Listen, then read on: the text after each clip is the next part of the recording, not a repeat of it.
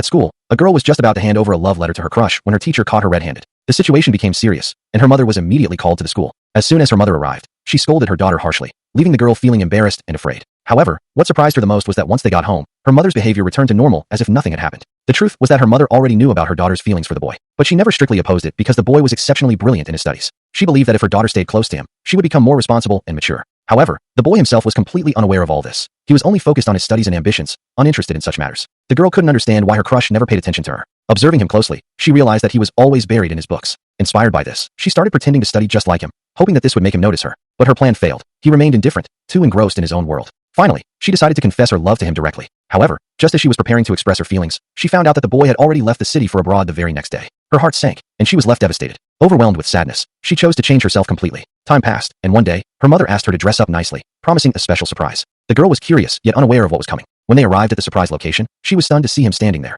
The very boy she had never been able to forget. She was in utter shock. It was only then that she realized this was all part of her mother's grand plan. Her mother had always admired the boy and considered him the perfect match for her daughter. She had worked tirelessly to convince him, and after much effort, he had finally agreed to the marriage.